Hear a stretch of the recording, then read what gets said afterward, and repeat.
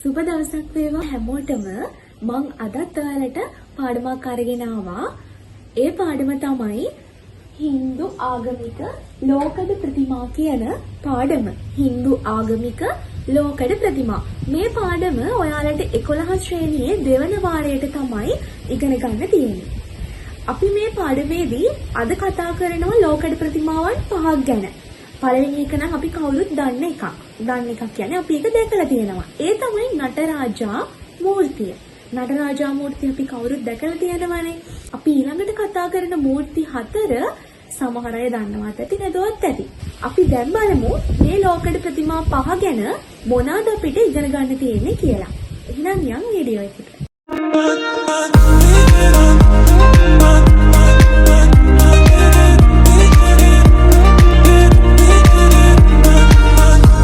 හරි. දැන් අපි කතා කරන්නේ මෙන්න මේ මූර්ති පහ මොනවද කියලා. ඔයාලගේ ප්‍රශ්න 40ක් තියෙන පළවෙනි පේපර් එකට මෙන්න මේ මූර්ති පහෙන් එකක් දීලා අහන්න පුළුවන් මොකද මේ මූර්තිය? මේක මොන යුගයකටද හමු වෙලා තියෙන්නේ? මේක කොහෙන්ද හොයාගෙන තියෙන්නේ? එතකොට මේක මොනවා භාවිතා කරලාද නිර්මාණය කරලා තියෙන්නේ? මෙන්න මෙහෙම ප්‍රශ්නයක්. එතකොට මේකෙන් සංකේතවත් කරන්නේ මොකද්ද? ඔන්න ඔය වගේ ප්‍රශ්නයක් ඔයාලගෙන් අහන්න පුළුවන්. හරි, අපි බලමු මොනවාද මේ මූර්ති පහ කියලා. පළවෙනි එක තමයි නටරාජා කියන මූර්තිය. නටරාජා මූර්තිය. දෙවෙනි එක ශිවකාම සුන්දරී කියන ප්‍රතිමාව. ශිවකාම සුන්දරී කියන ප්‍රතිමාව. තුන්වෙනි එක සුන්දර මූර්ති ස්වාමී කියන ප්‍රතිමාව. සුන්දර මූර්ති ස්වාමී ප්‍රතිමාව. හතරවෙනි එක ගණදෙවි ප්‍රතිමාව. හරිද? පස්වෙනි එක තමයි කාරයිකාල් අම්මයියාර් මූර්තිය. කාරයිකාල් අම්මයියාර් මූර්තිය. හරිද? එතකොට මෙන්න මේ පහෙන් එක මූර්තියක් ඔයාලගේ එක්සෑම් එකේ පළවෙනි කොටසේ ප්‍රශ්න 40ට එකක් හරි අහන්න පුළුවන්. එක මූර්තියක ෆොටෝ එකක් දීලා මොකක්ද මේ මූර්තිය? මොන යුගයටද මේක අයිති වෙන්නේ? කොහෙන්ද මේක හොයාගෙන තියෙන්නේ? මොකක්ද මේ මූර්තියෙන් සංකේතවත් කරන්නේ? මෙන්න මේ වගේ ප්‍රශ්නයක් අහන්න පුළුවන්. හරි. අපි දැන් කතා කරමු පළවෙනි මූර්තිය ගැන. ඒක ගැන තමයි ගොඩක් කරුණු කතා කරන්න තියෙන්නේ. මෙන්න මේ නටරාජා මූර්තිය. හරිද? පළවෙනි මූර්තිය නටරාජා මූර්තිය. හරි. අපි බලමු නටරාජා මූර්තිය. මෙන්න මේ තියෙන නටරාජා මූර්තිය. මේක ක්‍රිස්තු වර්ෂ 12 වෙනි සියවසේදී අංක 1 ශිව දේවාලයෙන් තමයි හොයාගැනෙන්නේ. අංක 1 ශිව දේවාලයෙන්. මේක දැනට කොළඹ ජාතික කෞතුකාගාරයේ ප්‍රදර්ශනයට තබා තියෙනවා. ඒ වගේම තමයි මේක හින්දු ආගමික මූර්තියක්. මේකෙන් පෙන්눔 කරන්නේ ශිව හෙවත් ඊශ්වර දෙවියන්ගේ තාණ්ඩව නර්තන විලාශය. ශිව හෙවත් ඊශ්වර දෙවියන්ගේ තාණ්ඩව නර්තන විලාශය. මම කියන ගමන් ඔයාලට මතක තියාගන්න පුළුවන් නම් කටපාඩම් කරගන්න පුළුවන් නම් කරගන්න. ඒක ලේසි. මම කෙටියෙන්මයි මේ කියන්නේ. ඊට පස්සේ හතරවෙනි කරුණ තමයි ලෝකඩ මාධ්‍යයෙන් පූර්ණ උන්නතව තමයි මේක නිර්මාණය කරලා තියෙන්නේ. ලෝකඩ මාධ්‍යයෙන් පූර්ණ උන්නතව මේක නිර්මාණය කරලා තියෙනවා. ලෝහ වාට්ටු කිරීමේ ඉපැරණි ශිල්ප ක්‍රමය තමයි මේ නිර්මාණය, මේ මූර්තිය නිර්මාණය කරන්න යොදාගෙන තියෙන්නේ. ලෝහ වාට්ටු කිරීමේ ශිල්ප ක්‍රමය. මූර්තියේ සමබරතාවය රැකෙන පරිදි මූර්ති සිද්ධාන්ත මත පිහිටා ගිනි කදම්බයක් තුල වේගවත් නර්තන විලාශයක් පෙන්වන අයුරින් තමයි මේ මූර්තිය නිර්මාණය කරලා තියෙන්නේ. අපි දැන් කතා කරන්නේ මේ ප්‍රතිමාවේ තියෙන අත්වලින් දක්වන සංකේත හා මුද්‍රා පිළිබඳව. අපිට පේනවා දකුණු පස ඉහළ හස්තයේ තියෙනවා උඩැක්කියක්, බෙරයක්. වම් පස ඉහළ හස්තයේ තියෙනවා ගිනි සිලුවක්. වම් පස ඉහළ හස්තයේ ගිනි සිලුවක් තියෙනවා. දකුණු පස පහළ හස්තයෙන් අභය මුද්‍රාව පෙන්නනවා. වම් පස පහළ හස්තයෙන් පොළවට දිගු කරගෙන සිටින ආකාරයට තියෙන ගජහස්ත මුද්‍රාව පෙන්නනවා. හරි. වම් පාය ඔසවාගෙන සිටින ශිව දෙවියන්ගේ දකුණු පාය සිරුරේ බර දරාගෙන සිටිනවා. ඒ පාදයෙන් පාගගෙන ඉන්න මුයල ගම කියන වාමන රූපයෙන් අවිද්‍යාව තමයි සංකේතවත් කරන්නේ. කෙස් කලඹ තුල තියෙන කිඳුරු රුවින් ගංගා නම් නදිය නිරූපිත වෙනවා. හිස පළඳලා තියෙන ඔටුන්නෙන් අඬසඳක්, මිනිස් හිස් කබලක්, කිඳුරු රූපයක් සහ නාග රූපයක් දැක්වෙනවා. මේ මුළු රූපයම ගිනිදැල් විහිදෙන ආරුක්කුවක් ඇතුළත තමයි පිහිටා තියෙන්නේ. මේ ආරුක්කුව ආරම්භ වෙන්නේ පద్මාසනයක් මත පිහිටුවා තියෙන බද්ධ කරනු ලැබූ මකර මුඛ වලින්. මේ මූර්තියේ දකුණු කනෙහි පුරුෂ කරණාභරණයක් සහ වම් කනෙහි ස්ත්‍රී කරණාභරණයක් දැක්වෙනවා. හරි.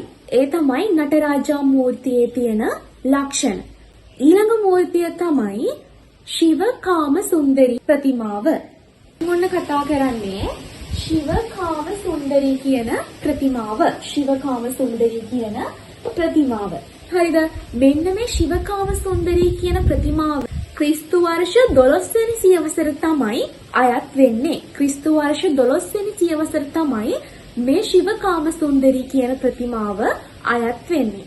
මේක පොළොන්නරුවේ පිහිටලා තියෙන අංක 5 දරන ශිව දේවාලයෙන් තමයි සොයාගෙන තියෙන්නේ. මේක පොළොන්නරුවේ තියෙන අංක 5 ශිව දේවාලයෙන් තමයි හොයාගෙන තියෙන්නේ. දැනට එතකොට මේක ප්‍රදර්ශනයට තියලා තියෙනවා පොළොන්නරුවේ කෞතුකාගාරයේ. මේ රූපේ ඉන්නේ කවුද? මේ මූර්තියෙන් දැක්වෙන්නේ ශිවගේ පත්නිය වූ පාර්වතී දෙවගණ. පාර්වතී දෙවගණ තමයි මේ මූර්තියෙන් දැක්වෙන්නේ. ඇයට පාර්වතී කියන නම ලැබෙන්නේ පාර්වතයක ඇය ඉපදුන නිසා.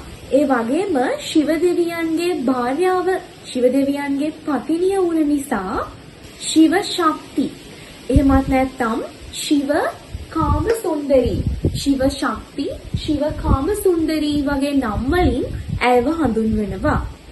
මේ මූර්තියෙන් ස්ත්‍රී ලාලිත්‍ය, ස්ත්‍රියකගේ ශරීරයේ තියෙන ලාලිත්‍ය, ස්ත්‍රී ලාලිත්‍ය ප්‍රකට කරනවා. මේ මූර්තියත් ලෝකඩ මාධ්‍යයෙන් තමයි කරලා තියෙන්නේ ලෝහ වාට්ටු කිරීමේ ශිල්ප ක්‍රමයට. බලන්න මේක දකුණු අතෙන් කටක හස්ත මුද්‍රාව පෙන්눔 කරනවා. කටක හස්ත මුද්‍රාව පෙන්눔 කරනවා. ඒ වගේම වම් අතෙන් ලෝහ හස්ත මුද්‍රාව පෙන්눔 කරනවා. මේ ප්‍රතිමාවේ ඉරියව්ව ගත්තම ත්‍රිභංග ඉරියව්වක් තමයි පෙන්눔 කරන්නේ. ත්‍රිභංග ඉරියව්ව. අපිට පේනවා මේ මූර්තියට වැඩි අලංකාරයක් එක් කරනවා. අලංකාර ආභරණ, හිස් පළඳනාව, ඇඟට ඇලුන වස්ත්‍ර, මෙන්න මේ මූර්තියේ අලංකාරය වැඩි කරලා පෙන්නනවා. හරි. ඒකත් ඉවරයි. දැන් අපි කතා කරමු සුන්දර මූර්ති ස්වාමී ප්‍රතිමාව. සුන්දර මූර්ති ස්වාමී ප්‍රතිමාව ගැන.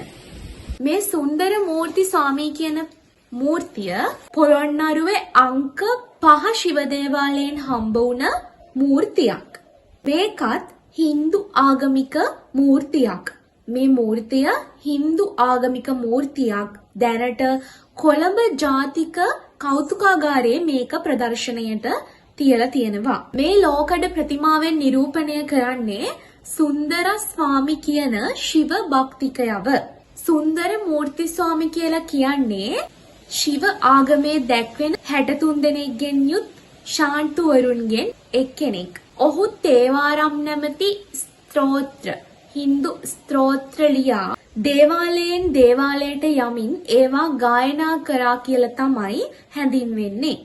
මේ සුන්දර ස්වාමි කියන කෙනාගේ රූපය මෙතනදී නිර්මාණය කරලා තියෙන්නේ මංගල ඇඳුමින් යුක්ත වන යෞවනයෙක් විදිහට.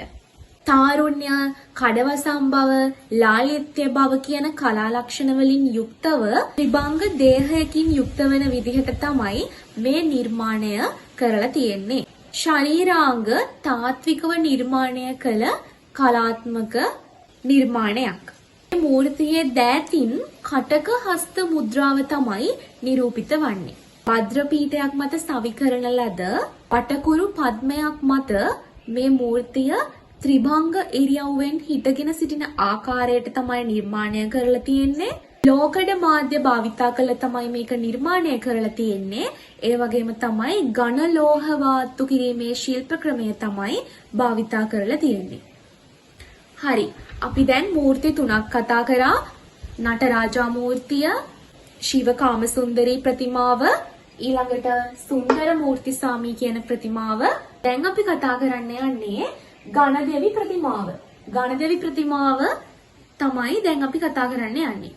ක්‍රිස්තු වර්ෂ 12 වෙනි සියවසට අයත් මේ Hindu ආගමික නිර්මාණයත් පොළොන්නරුවේ අංක 5 දරන Hindu කෝවිලෙන් තමයි හොයාගෙන තියෙන්නේ. දැනට මේක පොළොන්නරුවේ කෞතුකාගාරයේ ප්‍රදර්ශනයට තියලා තියෙනවා. මේ ඉන්නේ ශිව සහ පාර්වතියගේ වැඩිමහල් පුත්‍රයා ගණදෙවියන් කියලා තමයි සැලකෙන්නේ. ඇත් හිසක් සහ විශාල උදරයක් සහිත මේ ගණදෙවියන් ඥාණයට අධිපති දෙවියන් ලෙස තමයි සැලකෙන්නේ. ඥාණයට අධිපති දෙවියන් ලෙසත් බාධක ඉවත් කරන්නා ලෙසත් සැලකෙනවා. මේකටත් කලින් ඒවට වගේම ලෝකඩ මාධ්‍ය භාවිතා කරලා තියෙනවා. ලෝහ වාත්තු කිරීමේ ශිල්ප ක්‍රමයට තමයි හදලා තියෙන්නේ. මේ ප්‍රතිමාව නිර්මාණය කරලා තියෙන්නේ පద్මාසනයක් මත රාජාසන ලීලාවෙන් වැඩ සිටින ආකාරයට. මේ ප්‍රතිමාවෙත් අත් 4කින් යුක්තයි. අපි නටරාජ කතා කරා වගේ මේ ප්‍රතිමාවත් අත් 4කින් යුක්තයි. ගණදෙවි ප්‍රතිමාවේ පිටුපස දකුණතින් කෙටේරියක්, පිටුපස වමතින් අක්ෂරමාලාවක්, ඉදිරිපස දකුණින් බිඳුණු දලයක් සහ ඉදිරිපස වමතින් අඹගෙඩියක් දරා සිටින ආකාරය පෙන්눔 කරනවා. හරි. ඔන්න ගණදෙවි ප්‍රතිමාව ගැනත් අපි කතා කරලා දැන් ඉවරයි. ඊළඟට අවසානික ඒ තමයි කාරයිකාල් අම්මයාර් මූර්තිය. කාරයිකාල් අම්මයාර් මූර්තිය. මේක කියනකොටත් දෙමළ Hindu ආගම පැත්තට බරයි වගේ තමයි තේරෙන්නේ. අපි බලමු මොකද්ද මේ කාරයිකාල් අම්මයාර් කියන මූර්තිය කියලා. මෙන්න මේ කාරයිකාල් අම්මයාර් කියන මූර්තිය ක්‍රිස්තු වර්ෂ 12 වෙනි සියවසට තමයි අයිති වෙන්නේ. මේකත් පොළොන්නරුවේ අංක 5 ශිව දේවාලයෙන් තමයි හොයාගන්නේ. දැනට පොළොන්නරු කෞතුකාගාරයේ ප්‍රදර්ශනයට තියලා තියෙනවා. මේ නිර්මාණය පොළොන්නරු යුගයේ Hindu ආගමික මූර්තියක්. මේකෙන් මූර්තිමත් වෙන්නේ ශිව දෙවියන් කෙරෙහි වූ අසාමාන්‍ය භක්තිය නිසා තම නාරී සෞන්දර්ය අහිමි කරවන ලෙස දෙවියන්ගෙන් ඉල්ලීම නිසා කෘෂ අශෝභන තැනැත්තියක් බවට පත් වූ කාන්තාවක්. කෘෂ කියන්නේ කෙට්ටු. කෘෂ අශෝභන පෙනුමක්, අශෝභන තැනැත්තියක් වූ කාන්තාවක්. ඇය කෘෂ විකෘති ශරීරයකින් යුක්තව තාලම්පටක් වාදනය කරන ආකාරය තමයි දැක්වෙන්නේ. මේ ප්‍රතිමාව ශ්‍රී ලාංකේය Hindu කලා නිර්මාණ අතර සුවිශේෂ කලා ලක්ෂණ පෙන්වන කලාත්මක පරිකල්පනයේ උසස් නිර්මාණයක් විදිහට තමයි සැලකෙන්නේ. අර මූර්ති හතරට වගේම මේකටත් ලෝකඩ මාධ්‍ය භාවිතා කරලා ලෝහ වාත්තු කිරීමේ ශිල්ප ක්‍රමයට තමයි නිර්මාණය කරලා තියෙන්නේ. එතකොට අපි දැන් දන්නවා අපි කතා කරපු මෙන්න මේ මූර්ති පහටම පොදු වෙච්ච ලක්ෂණ තිබුණනේ. ඒ මොනවාද? ඔක්කොම වගේ මෙතන හදලා තියෙන්නේ ලෝකඩ මාධ්‍ය භාවිතා කරලා. ඒ වගේම ලෝහ වාත්තු කිරීමේ ශිල්ප ක්‍රමයට. නේද? අනිත් එක මේ ඔක්කොම Hindu ආගමික ඒක මාතෘකාවෙම තියෙනවනේ Hindu ආගමික මේක ලෝකඩ ප්‍රතිමා. එතකොට මේකෙන් නටරාජ මූර්තිය අංක 1 දරන ශිව දේවාලයෙන් හොයාගෙන තියෙන්නේ ශිවකාම සුන්දරී, සුන්දර මූර්ති ස්වාමී, කාරයිකාල් අම්මයාර් මෙන්න මේ ප්‍රතිමා ඔක්කොම අංක 5 දරන ශිව දේවාලයෙන් තමයි හම්බ වෙලා තියෙන්නේ. එතකොට මෙතන මූර්ති හතරක්ම ක්‍රිස්තු වර්ෂ 12 වෙනි සියවසට තමයි අයත් වෙන්නේ. සුන්දර මූර්ති ස්වාමී ප්‍රතිමාව විතරක් ක්‍රිස්තු වර්ෂ 11 වෙනි සියවසට තමයි අයත් වෙන්නේ. ඉතින් මම හිතනවා අපි කතා කරපු අනිත් කරුණුත් එක්ක ඔයාලට මෙන්න මේ මූර්ති පහ පිළිබඳව දැනුමක් ලැබෙන්නේ නැති කියලා. මම ඔයාලට මේ කරුණු පොයින්ට් වශයෙන් දාලා තියෙනවා. ඔයාලට ඒව පාඩම් කරනකොට අරගන්න ලේසි වෙන විදිහට. මම හිතනවා මම අද මේ අරගෙන ආව පාඩමිනුත් ඔයාලට මොනවා හරි දෙයක් ලැබෙන්නේ නැති ඔයාලට අවශ්‍ය ඔයාලගේ චිත්‍රකලාව කියන සබ්ජෙක්ට් එකට අවශ්‍ය දැනුමක් ඒ වගේම මේ පාඩමට අයත් තොරතුරු ගොඩක් මේ වීඩියෝ එකෙන් දැනගන්න ඇති කියලා. ඉතින් හැම දිනාටම බොහොම ස්තුතියි.